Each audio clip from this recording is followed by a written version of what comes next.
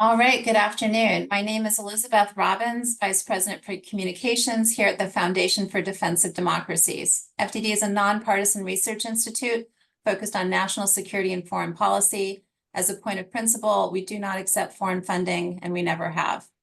Thanks to our panel for briefing us today on Israel's strike on Iran and what's being missed. Here are brief biographies on each of our panelists. Dr. Jonathan Schanzer is FDD's Senior Vice President for Research. He is a Middle East scholar specializing in Israeli security issues and the Israeli-Palestinian conflict. And he formerly served our country as a terrorism finance analyst at the U.S. Treasury. Bradley Bowman is Senior Director of FDD's Center on Military and Political Power, where he focuses his work on U.S. defense strategy and policy.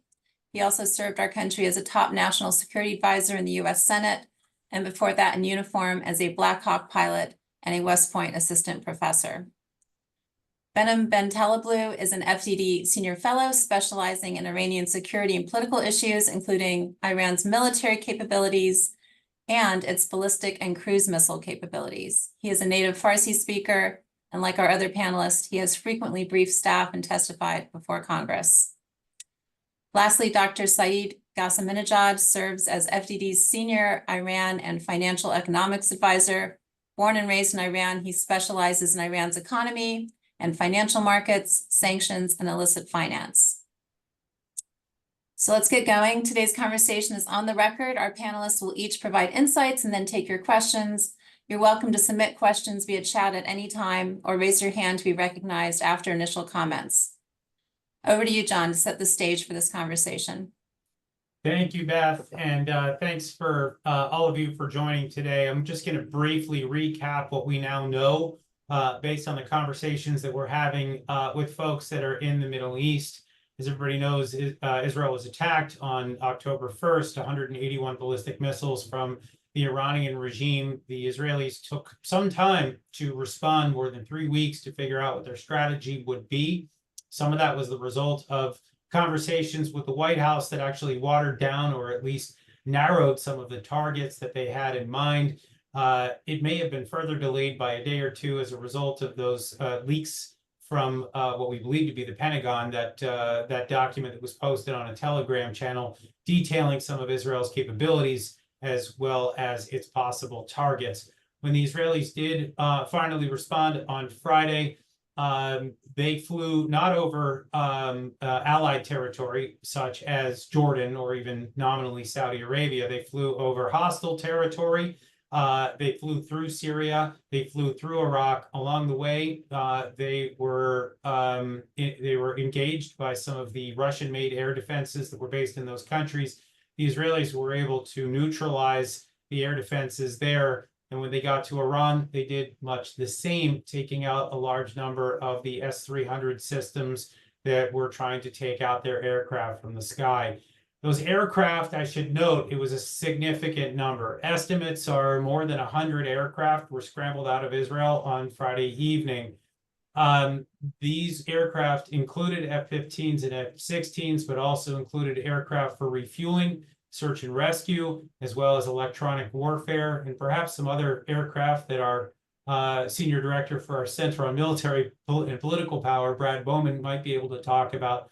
There were unconfirmed reports of American aircraft in the sky that night, even though the U.S. has adamantly refused to see that it took part in this operation, but they may have been there for learning or for contingency.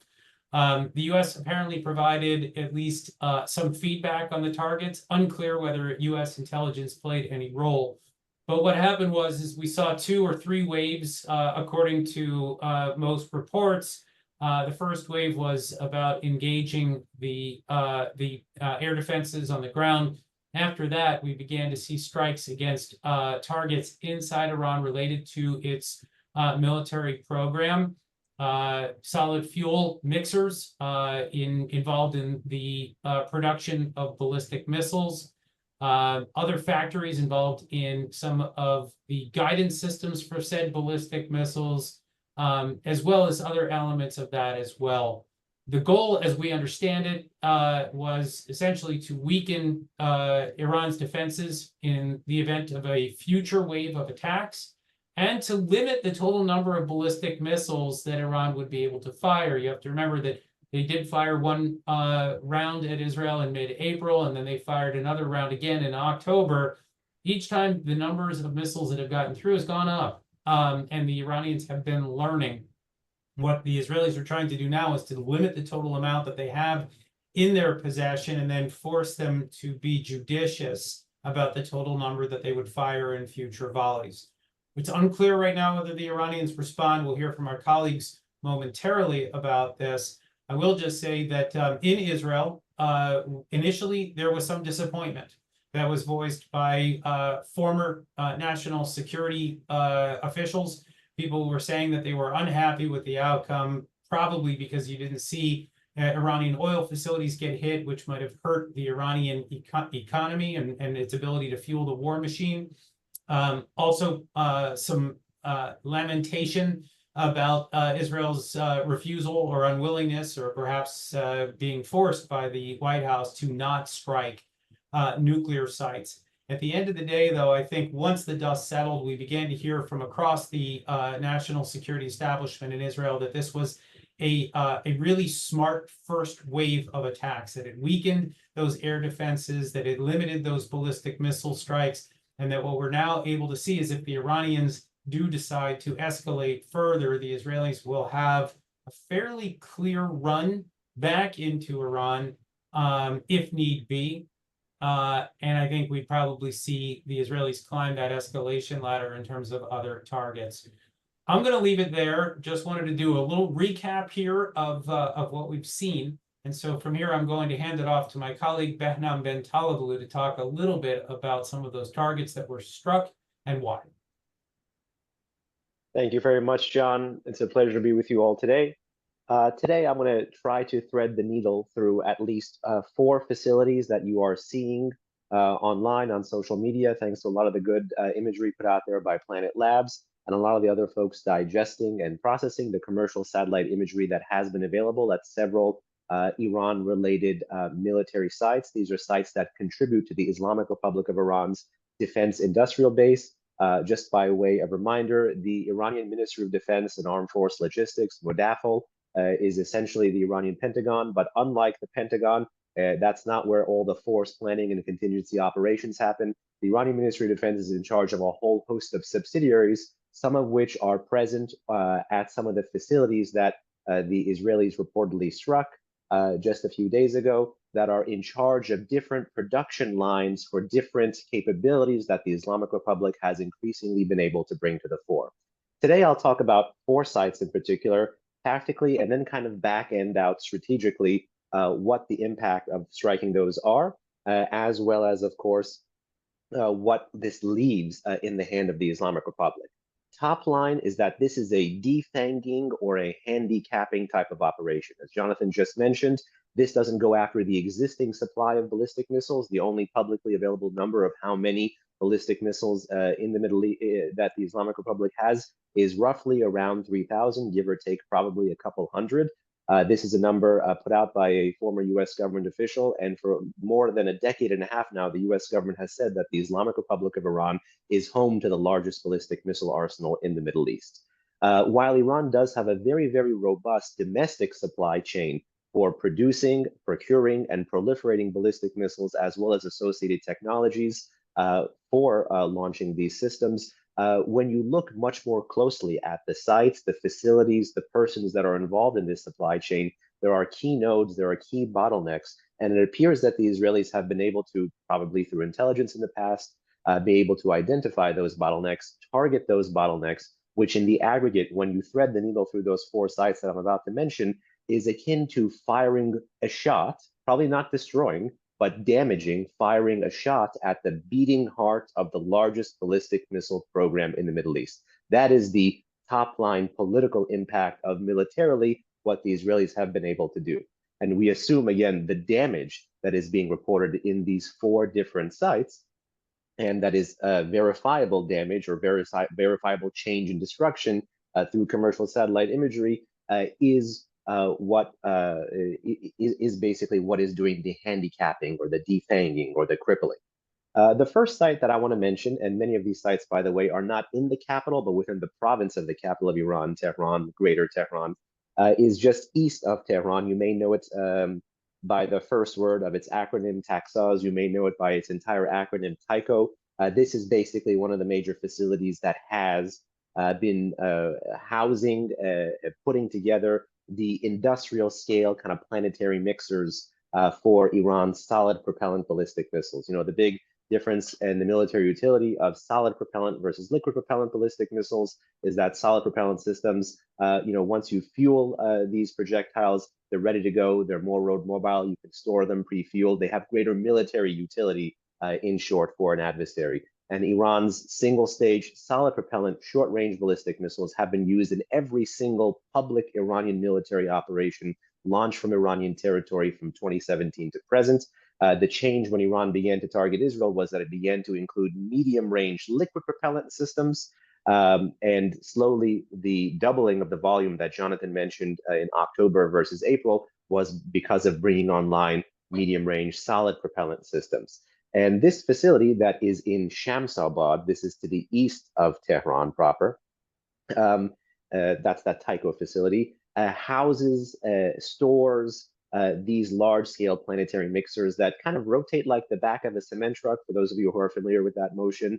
And the stuff inside, the various chemicals, the various powders, if I have to give you an analogy for it, is quite akin to putting together the powders and the chemicals and mixing them kind of like you would have to do if you are buying a pre-made cake mix, like a Betty Crocker or a Duncan Hines. By going after these large-scale planetary mixers, you are handicapping the production capacity to be able to put together and produce solid fuel. Then when married with oxidizer, gives you that basically that kick for the boost of these more militarily useful ballistic missiles. That is the impact at Shamsabad. For the second facility, which is getting more open source coverage in the days since the strike, is Shahrud. Shahrud is actually not in Tehran province. It is probably the furthest east that the Israelis have struck. It is in Semnan province. For those of you who know, Semnan province is home to many of the Iranian space agencies. That's the allegedly civilian entity that has ties to the Ministry of Defense in Iran, that is in charge of the space program there. There's a major spaceport there called the Semnan Spaceport, the Imam Khomeini Spaceport. But there is also the Islamic Revolutionary Guard Corps Aerospace Forces, you could say, separate space program that is actually building and testing solid propellant motors for space launch vehicles or satellite launch vehicles. That is basically a cover for the regime's longer range missile aspirations that allow them to move to a threshold IRBM, intermediate range ballistic missile, or medium range ballistic missile capacity. The strike against this facility, even though for the past few years it is assumed or reported that they have been able to contribute to the development of motors and boosters and rockets, motors and boosters and casings even for some of the newer, fancier, flashier solid propellant medium range systems that Iran has been using this year, like the Khaybar Shekan, for example, it still is a strike at the space program of the IRGC. So in this sense, Israel, if it is confirmed that they struck this facility at Shahrud, actually did the US a favor and even did the European continent a favor by being able to handicap the future or prospective long-range strike capabilities of the Islamic Republic of Iran's ballistic missile force. The next two facilities, you've heard their names plenty of times in the press. I'll try to power through them to make sure we're judicious with time. One is Parchin. Parchin is not one site, it's not one facility. It's actually a large military complex. You've heard its name in the news for many years because of nuclear inspections there, because of man-made uranium particles found there. Based on the publicly reported commercial satellite imagery available, at least 4 facilities at the Parchin military complex, meaning 4 separate buildings, were believed to have been hit. And again, we assume this is the Israeli strike there. Of these 4 facilities, one of them is a facility that I want to give a shout out to my friend and colleague at FDD, Andrew Stricker, has a great brief on this. That facility is called Talleyrand 2. That we believe was engaged in nuclear explosive testing in the past, or at least high explosive testing pertinent to the implosion device that the Islamic Republic may be interested in developing for a nuclear warhead down the line. That was tied to the regime's former Ahmad program, the successor for the previous weaponization efforts that the regime had taken to be able to at least put itself on the threshold of being able to produce a nuclear weapon. Parchin's other more clear conventional military utility is that it was involved again in the production of ballistic missiles. While there is mixed reporting in English and in Persian as to what Iranian military contractors are at Parchin, I would point you to an entity known by the acronym SHIG, Shahid Hemmat Industries Group. This is in charge of the liquid propellant ballistic missiles in the regime's arsenal. The regime's first ever medium-range nuclear-capable ballistic missile capable of reaching Israel was a copy of a North Korean system that entities later like Shahid Hemmat Industries Group, which we believe in the past at least was present at Parchin, helped the regime stand up on its own 2 feet. Finally, the final facility I'll talk to you about today is Khojir. This is also in greater kind of Tehran province. This is also just like Parchin, east of the city, so well outside city environs. This is also involved in the production of ballistic missiles. For those of you who have heard about Khojir in the past, you've heard about explosions there over the past few years. Sometimes the regime denies it. Many people believe the explosions there in the past have been sabotage. It still remains to be seen. But Khojir is interesting because, again, it's not one site. It's several military facilities. It's a complex. We believe that that which exists above ground in a place like Khojir is significantly complemented by an underground tunnel network that also engages in the development, research, and production of ballistic missiles, as well as storing of ballistic missiles. The partner entity or the sister entity of SHIG, Shahid Hemmat Industries Group, is SBIG, sometimes Shahid Bagheri or sometimes known as Shahid Bakeri Industries Group. This is another sanctioned Iranian military contractor. Both of these sister entities are subsidiaries of Aerospace Industries Organization.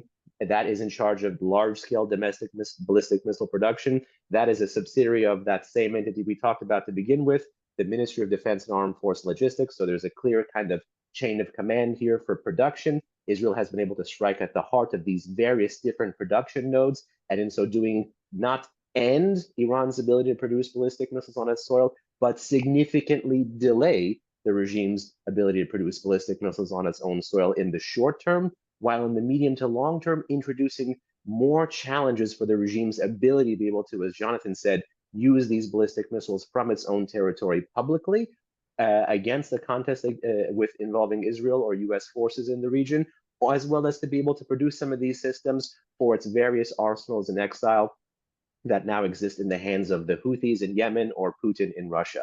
So largely, this is a strike with significant military implications, but also in medium to long-term geostrategic implications. I want to stop there and be respectful of everyone's time, but we can get back into the rest of the weeds later. Thanks, Behnam. Over to you, Brad. Great. Thank you, Beth, and great to be here with my distinguished colleagues, and thanks to all of you for joining. I'm going to hit kind of a quick smorgasbord in hopes of hitting on something that might be of value or interest. John Schanzer covered a couple of the operational details. I'll add a few, but he covered most of it there. Just real quickly, starting at the broadest level, I just want to emphasize how quickly the strategic situation has changed in the Middle East. You know, on October 7th, this horrible attack on Israel, and for months after, we really, I think it's fair to say that Israel really understandably was in reactive mode, of course, just as the US was after 9/11 attacks, and was on its heels. And it wasn't clear to me and others here that they were implementing a thoughtful, concerted, comprehensive strategy. And that's certainly understandable given what they had just gone through.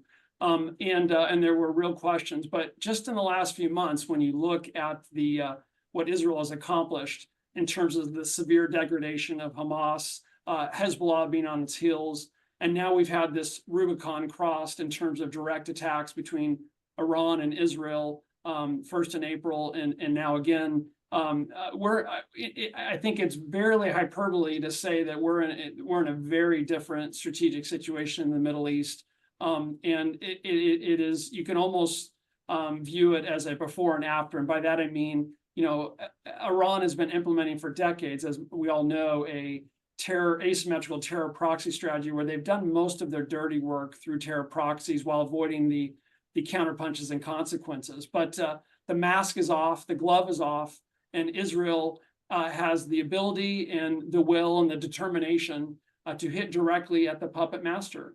And Iran may have thought that Israel lacked the ability or lacked the will. They're no longer suffering from those questions. And I think that makes for a fundamentally different situation that I think is good for the United States and good for Israel and bad for Iran. And that means it's good for the region. So that, there's a quick broad level. John hit the details of the strike. I mean, more than 100 Israeli fighter jets, air refuelers, reconnaissance aircraft. I think I would predict as time goes on, we're going to learn more and more about this attack, and that the following assessment will be, it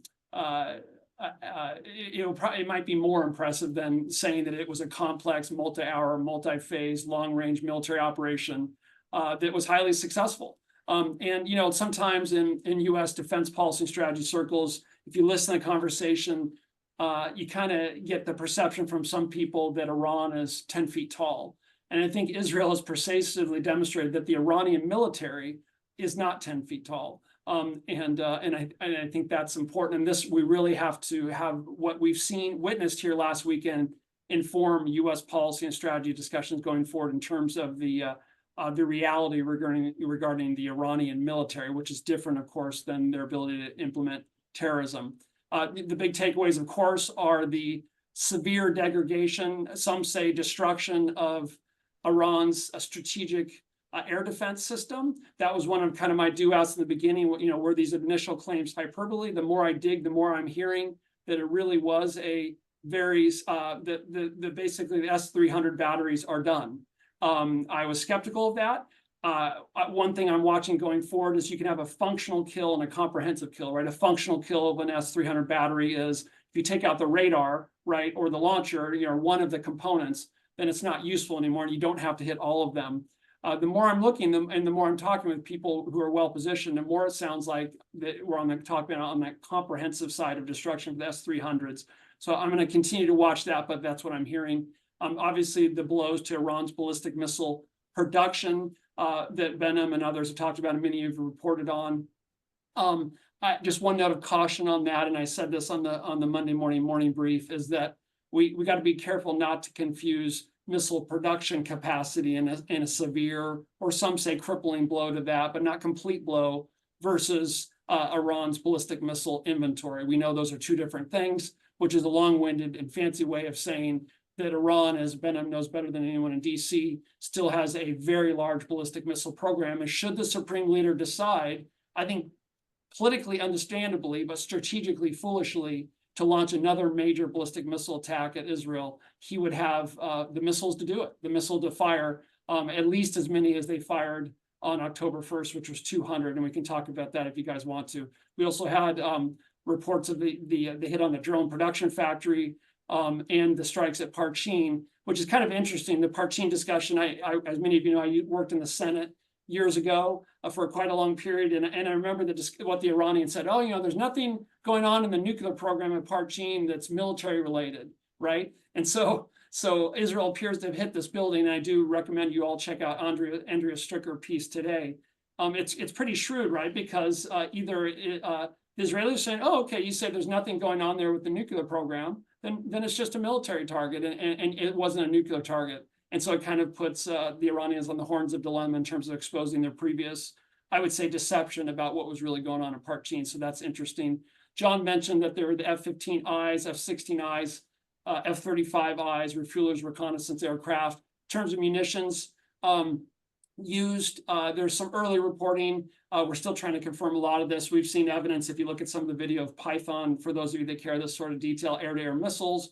That's understandable. If any Iranian jets got into the air, the Israelis would want to be able to take care of that. So that's why you'd have the air-to-air missile. And then it looks like we may have seen the use of rocks or the air LoRa systems, and we could talk about that more. But the big idea here is that it appears that most of these attacks were standoff strikes launched from Iraq. We saw them hitting systems in Syria and Iraq to allow the subsequent flow of more aircraft. There's some competing reporting about whether we had F-35s in Iranian airspace or not. We'll see in the coming days. on the damage discussion, I think it's important to understand, and I just engage in a little bit of that, what was damaged and what was not. That's very important. But I think on some level, it kind of misses the point because for two reasons. One is Israel did such significant damage to, I'm getting a little feedback there, did such significant damage to Iran's air missile defense system that whatever they didn't destroy, they have the ability to go back and hit it next time. So if they didn't get all the air missile defense systems, like one of the big do-outs is to what degree did they get or not get the Iranian-produced strategic air missile defense system. And then we have the whole short range and medium range ones, which could come into the conversation. You're starting to talk about nuclear program targets. But the broader point, one of the more broader points is that I think you could characterize this Israeli strike as basically as far as the Israelis could go without getting crosswise with the Biden administration, right? If they'd gone after the energy targets, full, overt, clear nuclear facilities, other than with the caveat of Part we talked about earlier, or even regime targets, we would have had a major problem between Netanyahu and Biden. But what they did was the next best thing. They took all that they were given, if you will, by the Biden administration, and then basically disarmed, if you will, maybe with some possible exceptions, Iran's ability to protect their energy infrastructure. So if Iran chooses to respond, then Israel is in a perfect position to go back and devastate Iran's energy program. The primary means, a primary means of revenue that they use to fund the regime, its domestic oppression, and its export of terrorism. So, and if you look at the timing, you think about the timing, that would come after the U.S. presidential election. So there may be some, there may have been some timing and political considerations here that also made the Israelis more willing to accept some of the constraints that the Biden administration was trying to push on them. I'll move to conclude here in just a second. A few other quick thoughts. Space operations, back in my time working as a National Security Advisor, Senator Kelly Ayotte, I remember Clapper and others sitting in the Armed Service Committee talking about, and if you look at the DNI Worldwide Threats reports back many years ago, they talked about how the primary means by which Iran would build an intercontinental ballistic missile, as Behnam knows better than anyone, was via their space launch vehicle program. So if in fact the early reports coming out are true, that we have some damage to some of Iran's space-related facilities, it might very well be the case that has set back some degree their space program, which may have some impact on their efforts to use that as a disguise to advance their developments or work toward an intercontinental ballistic missile, which is obviously relevant to Americans. I mentioned the one word of caution. I mentioned the difference between production capacity and missile arsenal. I would also just highlight, so what you're hearing from me is, a pretty impressive military campaign from Israel. There's still some open questions. I would just flag as another note of caution, there's a big difference between hitting a hangar, a building, even an air missile defense system, and hitting a hardened, deeply buried target with Iran's nuclear program. That is a very different thing. One can have the capability to do the former and not have the capability to do the latter. So a note of caution on that. And the other thing is, two quick last points, is that anything that is not hardened and deeply buried now, one can reasonably expect that Iran is dispersing that as quickly as possible, right? So if you think of weaponization activities that Behnam knows well, can be done in a small room, relatively speaking, compared to the enrichment activities.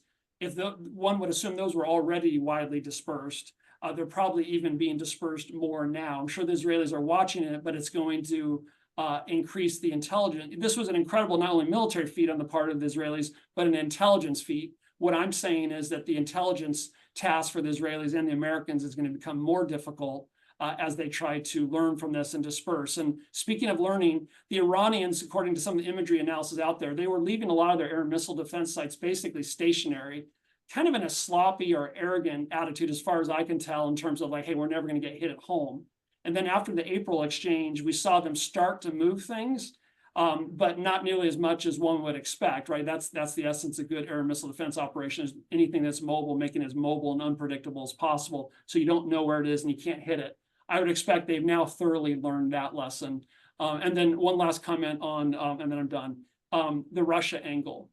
And there was a report, it was at the Wall Street Journal, New York Times today, I thought was good that I tweeted it, that let's not miss from an American perspective what just happened here. You had American-made F-15Is, F-16Is, and F-35Is, yes, flown by incredibly capable Israeli pilots, yes, with Israeli enhancements, that just helped dealt a body blow to Russian-made S-300 air defense systems.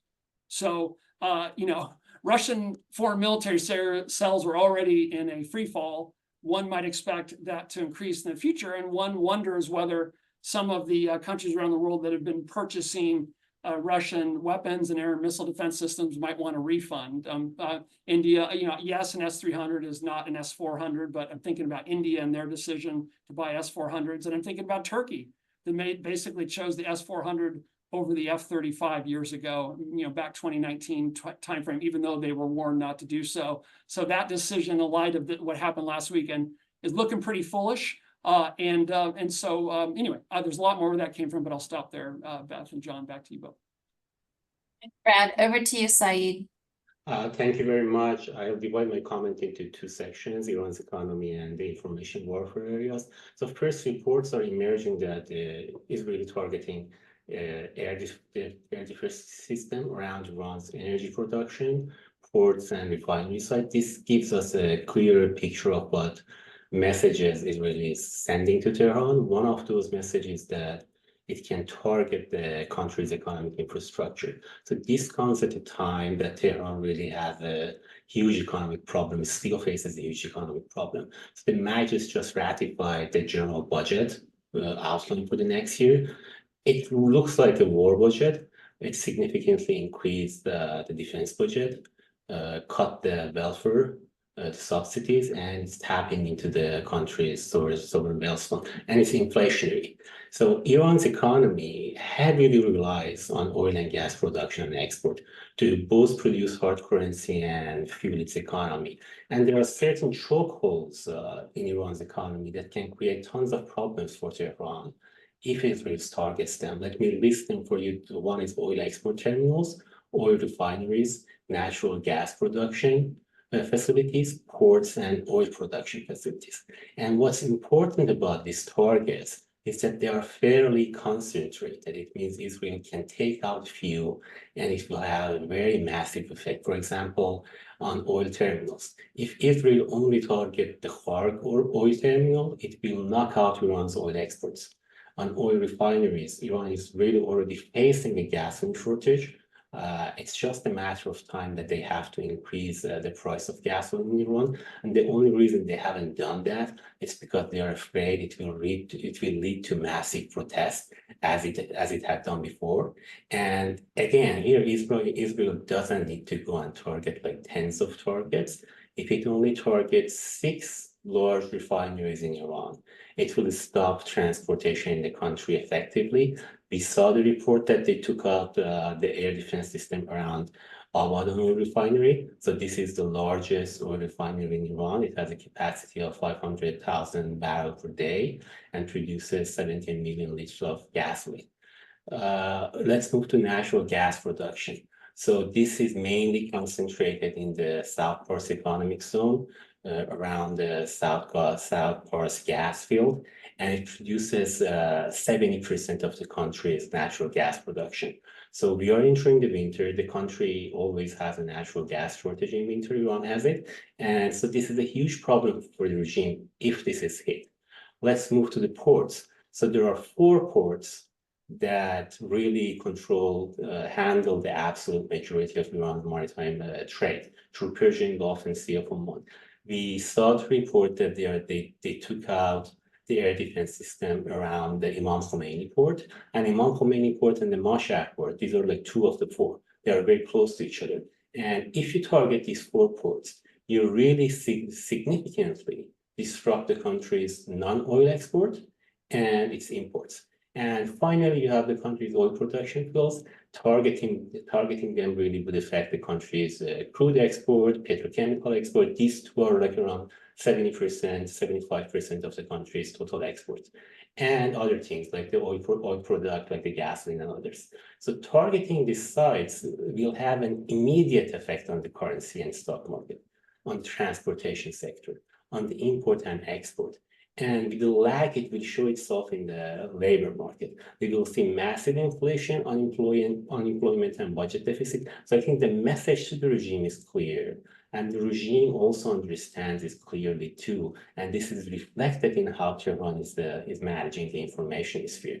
So when you look at the Tehran's management of the information sphere, it really evolved interestingly over the last few days. So first, they pursued this total denial strategy. The goal was to deny the strike success and keep the option of not responding open. Not only that, make it the dominant option. So what's interesting is that Khamenei came out, gave his speech 2 days later, and he had a rather long rant about the importance of information warfare in the social media. But then he said this, let me quote it for you. He says the second point relates to the malicious acts carried out here 2 nights ago. Well, they made a mistake. They, of course, are exaggerating it themselves. Their exaggeration is wrong. But keep in mind that downplaying it is also wrong. Saying it was nothing, that it wasn't important, and similar statements are also incorrect. The Zionist regime's miscalculation must be disrupted. We must make them understand this. Our officials must assess the situation and decide what's best for the country and nation, and then act accordingly. So in my view, what he did, he came out publicly against the strategy that the state was pursuing. So in the context of what was happening in the information sphere, what happened, he made it a costly decision not to respond. That's very important. The decision for not respond, he made it very costly. And then he quickly pushed the burden of responsibility to the officials, which is his favorite move when a decision should be made that's risky or costly or with an uncertain outcome. At Vanak Square, you have a billboard. So Vanak Square is a very busy intersection in northern Tehran, a culturally important landmark. So on one side, you have Biden and Netanyahu called warmongers, jang talab. On the other side, you have President Pezeshkian and General Bagheri, described as war experts, jang talab. And everyone knows Pezeshkian and General Bagheri, they are not decision makers. They are not even the people with the most important inputs that goes into this decision-making process. The decision is made by Khamenei himself and a small number of people in his office, including his son. So Khamenei knows he's at the impasse. He publicly opposed the InfoWar strategy that the state was pursuing, made it costly not to respond. He knows a response would be costly too. And specifically because of this, he's going to use others as a scapegoat. His options, the option he has now really range from bad to worse. And the third and last point, he doubled down, asked the officials to double down on oppression, on control, and we saw very quickly that they executed Jamshid Sharmat. That was a very unusual move for the regime. Usually these executions, you have some news about them, but they did that as a message to the domestic population because they are very afraid of what they will do. Or since 2017, you have had like 3 waves of widespread protest, each time in more than 150 cities and towns. And each time they really managed to survive only by killing, maiming, and arresting tens of thousands of people. So that's also an area that I will be watching in the coming days. And we'll now move into Q&A. We welcome and encourage your questions. As a reminder, you can ask a question by either typing it into chat or utilizing the raised hand feature. While we wait, I'll kick us off with a question. John, I'm curious about your thoughts on whether Israel did enough with this strike. I read an op-ed that said that Israel's restrained retaliation on Iran was a deadly mistake because the results are not well known or acknowledged. And this might mean the strike won't have a deterrent effect on Iran. And in fact, the battle damage assessment, or BDA, as we say in the military, the intelligence of what the damage was is largely unknown. So my question is, should Israel do a better job now to publicize what it accomplished? And do you think the Islamic Republic got the accompanying message of this? It's an interesting question, Beth, and I think the Israelis have struggled with this. Look, part of what they're trying to do is to not encourage an Iranian escalation. So if they sit there and crow about how much damage was done, that actually may have the impact of not just deterring the Iranians or failing to deter the Iranians, but they may feel that they need to overcompensate. And so I think we're seeing a relatively muted Israel for a change, right? I mean, in Israel, leaking is kind of a contact sport. And you'd see a lot of information come out. Right now, it's actually been uncharacteristically quiet. I think also one of the things that happen in terms of deterrence is that what we all understand is that the Israelis have actually sent a message. It's unclear whether it was done through the US or the Saudis or the Swiss or whomever, but the message was, don't test us again. We've already cleared this path. We can do a lot more damage now that these S-300s have been destroyed. So I think the real question is, at this point, whether the supreme leader, who by all accounts is ill and is probably thinking about his lasting legacy, whether this is the right moment to try to push his luck. I think the Israelis have proven to themselves and to the West that they can follow up with a devastating attack on those oil facilities that we heard about, but also some of the nuclear relevant facilities as well. So I think there's still a lot of questions out there, but I think as far as a first strike is concerned, and I think what Brad was trying to indicate here, you got an operation that's in the air, 13 plus hours in the air, multiple aircraft, 1,000 miles from home. They did a lot. For what they did, I think we can say it was a lot. If they have to go back, the next time will be easier. And, but I think by all accounts right now, we're watching an effort on the part of the Israelis to potentially even talk about winding up the war across the Middle East. In other words, this message is sent. Iran feels as if it's finally, maybe its very existence, that the regime itself could be toppled, or at least severely weakened. So now we're seeing some very interesting discussion right now about, an end of conflict agreement in Lebanon, for example. And that was really not on the table a couple of days ago. And now all of a sudden there's some talk about this. So, I think what the Israelis are trying to do is to bring this to an end if they possibly can. It does not mean that that's going to happen. I actually fully expect that Iran's so-called ring of fire is really their, that's their next move. I think they animate Hezbollah, Hamas to the extent that it can be, the Houthis, the Shiite militias in Iraq and Syria, and you'll have Iran probably sit out as it licks its wounds and tries to figure out whether it's time to bring in some Chinese-made air defense systems, and what they can do to try to get that ballistic missile program back on track. Thanks. Brad, you've taught me so much over the years about deterrence. Any thoughts on this? Oh gosh, well, thanks, Beth. I've learned from you too. I just, in response to that, that argument you put forward, I would not characterize this as restrained on Israel's part. I'd say it was not restrained. I think it was perfectly designed. Let's put this in historical context, right? This is the largest attack on the Islamic Republic of Iran in Israel's history. And it's the largest military strike, I think, inside Iran since the Iran-Iraq War. So if both those things are accurate, I don't think it's fair of someone to say this was restrained. If they wanted attacks on their energy infrastructure and their nuclear program, full-fledged attack on their nuclear program and the regime, then of course they're going to be disappointed. But that would have come at significant cost with the Biden administration. And as I said earlier, it's one thing to hit buildings and S-300 batteries. It's quite another to go after Iran's nuclear program. So I think, again, this was as much as Israel could take without having a major schism with the Biden administration.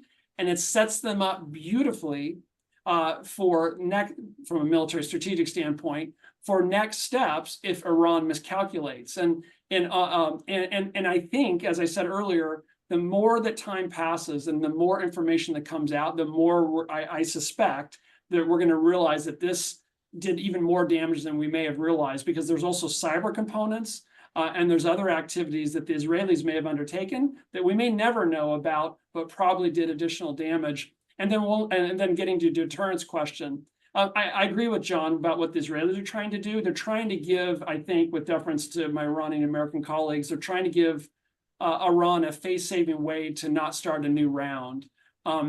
But that's a laudable effort. But I think it's an effort that's a little bit 20th century. And by that, I mean, with the availability of open source imagery, sooner or later, the truth's going to come out, as it already is. And the fact is that this is an incredibly embarrassing failure of the Iranian military. I mean, when you consider the damage that was done, and that every Israeli aircraft and pilot thankfully returned home safely, they accomplished all their apparent objectives, and they did it without the single loss of a pilot or an aircraft. That's what we call back home a smackdown. So, we can do all this kind of nuanced, don't say anything so that way we can get face saving. But the reality is that this regime understands and will understand even more in the coming days how bad this was, and they're coming to terms with how vulnerable they are. And you say, okay, well, then if they're so vulnerable, they're not going to respond. Well, if you understand on the human level, on the natural level, and on the way human psychology works, when people are desperate and vulnerable in a corner, they don't always act rationally. So I could see one path forward where it's like, holy cow, I'm not going to go another round with Israel because our whole energy export system is wide open. Or you could say, holy cow, Hezbollah, our strategic deterrent, is on its heels. Israel can hit us at will. Now's the time between election and inauguration day we sprint toward a nuclear weapon. You say, well, that's crazy. Well, what's the key determinant in Iran's mind in making that decision, or one of the key determinants? I believe it's their assessment of the degree to which they can conduct nuclear breakout activities without being detected. I would say that be real careful with that, Iran, because everything we've seen in the last few months tells me, in the last few years, frankly, is that the Israeli intelligence services have Iran thoroughly compromised. But if the Iranians believe that they could do things covertly, that might push them toward that decision. And so I really think we're in an era here of uncertainty, and maybe more uncertainty than people realize. Thanks. Thanks, Brad. Behnam, I'm curious about your take on how this is playing within Iran. Like, what are you reading on Iran's state media? There are definitely extremely few images and videos coming out of Iran, and I imagine nothing is getting to the Iranian people. So what message is the regime in Tehran communicating to the people of Iran about the strike, and what are their motivations there? Well, to the people, the answer is quite succinct, which is the Armed Forces General Staff of the Islamic Republic, mere hours after the Israeli strike had concluded, was dealing with the deluge of Iranians on rooftops and social media commentary, and seeing the spin in both directions, in the pro-regime direction and in the anti-regime direction, and really tried to come out there and say, unless you see something official from us, it is not real. It was almost a plea, it was an entreaty by Iran's military and political elite to the Iranian people to ignore all of this stuff that Brad very aptly said is a 21st century phenomenon when we're thinking about deterrence as a 20th century phenomenon. So that was a very interesting plea or entreaty to ignore that which the press, governments, analysts, experts are dealing with in spades now, which is the real surfacing of commercially available satellite imagery that allows independent open source battle damage assessments, whereas you have the three most important governmental actors quiet for different reasons. And the quiet from the government of the Islamic Republic, the ability and the attempt to feign normalcy, is coming from a position of weakness, not strength. You saw this a little bit on April 19th when the Israelis did their first strike on Iranian territory, which was historic, but they did not claim it. That was one face-saving line of retreat they gave the Iranians back in April. They removed that now. They own this strike. They claim this strike. But in both instances, Iranian state TV showed tons of pictures of quiet and calm and parks, and even played music, for example. So they're trying to do a return to normalcy. But we are where we are, and there's Khamenei, the supreme leader of the Islamic Revolutionary Guard Corps. They're all in a bind because they're in the position now that Israel has put them in, which is they're damned if they do and they're damned if they don't. Meaning for the past 20 years in the heartland of the Middle East, as well as on the home front, the Islamic Republic has been able to win against the Iranian people, win against the Arabs in the region, win against the pro-American order, and win against America even in the region by virtue of denying for everybody a limited war option against them while enabling only for themselves a limited war option. And really with the string of Israeli tactical and military and battlefield successes, as well as the killing of key proxy operatives and the neutering of the regime's axis of resistance and the successful interceptions against the regime's projectile through Israeli and American and layered air and missile defense, Iran's national security strategy under the Islamic Republic is collapsing and fast. And that's why in the dampening period of its conventional deterrent, long-range fire and proxy warfare, you are likely to see an interest and a rise in this potential for a nuclear deterrent. 2024 is not born in a political vacuum.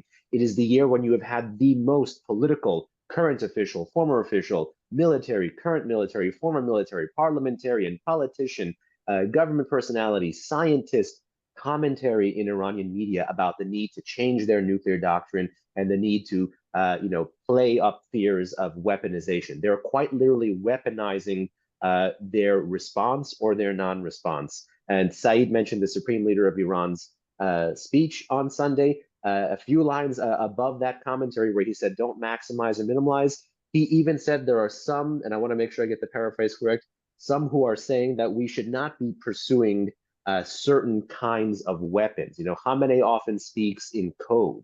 I would expect Khamenei's public commentary to continue to hedge in this direction that you've seen political and security elites hedging. But the bind that the Islamic Republic is in today is because the Israelis have been able to gut the regime's ability to engage in deterrence by denial, by going after their air defenses, and their ability to engage in deterrence by punishment in the medium to long term by going after domestic ballistic missile production. And when you remove these two pillars, the success behind its national security strategy, that forward deterrent has now just been set back majorly. Okay, we'll take a few more questions and then wrap it up. Saeed, as discussed, Israel's strike exclusively targeted military sites, not nuclear, not infrastructure sites, likely in response to pressure from the administration. But if Israel makes a future strike that takes out Iran's oil production capabilities, what will the effect be on the world's oil markets in your estimation? Before answering that, I want to say that what I see that is that Iranians are getting the information through satellite TV and internet, and that's why it's so important for our information warfare to give Iranian access to both internet and satellite TV. And as a result of that, Khamenei actually asked the judiciary and law enforcement to go and prosecute people who are scaring people, in his words. And Iran announced that anyone who upload picture or videos of Iranian sites being hit and targeted, they will be persecuted. On the oil market, so Iran is exporting 1.7 million barrels per day. And if you look at the OPEC, excluding Russia and two other countries, spare capacity, that's more than 5 million barrels per day. So Iran's oil going out of the international market is not going to have a lasting effect on the market. The spare capacity can quickly come in. The question is whether we can prevent Tehran from hitting the Saudis and Emiratis and Kuwaitis. So that would be the main question for the international global market, on the energy market. Okay, last question to John, and I'll have you take us home. For years now, Iran's strategy has been to protect itself from direct attack by developing Hezbollah's firepower in Lebanon, essentially holding it over Israel's head like a sword of Damocles. But Israel has appeared to degrade Hezbollah in recent months such that Israel felt comfortable carrying out this attack. So my question is, what should Israel's end goal be with regard to its northern campaign? You spoke a few minutes ago that Israel is looking at wrapping things up, and Barak Ravid tweeted this morning that Israeli leadership is meeting internally to devise a diplomatic solution to the war in Lebanon. So again, how degraded do you think Lebanon needs to be before Israel will agree to wrap it up on its northern border? Sure. Well, I mean, we're hearing some very interesting reports out of Lebanon today that at least some in Israel are saying that the operations in southern Lebanon that were designed to degrade Hezbollah's ground capabilities, the Radwan forces, and their plans to invade Israel, that they've been effectively dismantled. That means the tunnels have been destroyed. Some of the bunkers have been destroyed. Massive amounts of weapons have been found and confiscated. And that's on top of the top leadership that has been killed through various, I would call them ingenious operations, the pagers and the walkie-talkies, but also some of the aerial strikes where Israel was able to display some capabilities that we didn't even know they had, being able to hit targets well beneath the ground in fortified bunkers. So what we're watching really is an evisceration of the capabilities at a ground forces level, chaos at a ground forces level as well, leadership in total disarray. What's not changed, and I think this is really the key to understanding whether we get to some kind of an agreement in Lebanon, what's not changed is those long distance capabilities. Some of the precision guided munitions that Hezbollah has stockpiled, they still exist. So in other words, if the Iranian regime wants to deploy Hezbollah to use those weapons, we could see a very dangerous escalation on the northern front. If that does happen, of course, that would likely mean that Israel would truly unleash on Hezbollah, as opposed to a very surgical operation that they've been carrying out up until now. I think that would change drastically overnight if we began to see some of these longer range rockets and more precise munitions. If they're deployed, it really changes the war. I think we've arrived at an intersection where the Israelis are saying, look, as long as our people can return home to the north, those 150,000 people, if they can return home to the north of Israel, then they're going to be happy. And if Hezbollah fights or lives to fight another day, that may be enough for Hezbollah and for the regime itself. But this is kind of a moment of truth. We have hit a very interesting crossroads in this war, where Iran has to think about its response, whether it chooses to escalate further, whether Hezbollah, in its weakened position, wants to escalate and almost certainly invite a disastrous response from Israel that would also do a lot of damage to Lebanon, which up until now has been largely spared. So there's a lot of choices that need to be made right now by some of this top leadership. I think the Israelis are, from what I can tell, listening to the Biden administration, allowing for that off-ramp to its enemies, even though they have the upper hand from what we can tell. We'll see whether the Iranian regime and we'll see whether its proxies are willing to comply. Thanks. We'll end it there. Thanks again to John, Behnam, Brad, and Saeed, and to all of you for joining. Thanks also to FDD's Joe, Ellie, and Mariam for the back-end support. In closing, a reminder that FDD is a nonpartisan research institute focused on national security and foreign policy. We closely monitor the email press@fdd.org. Shoot us an email and we'll be glad to connect you with our experts. Also, we'll be happy to send you a transcript of this engagement. Thanks, and this concludes our call.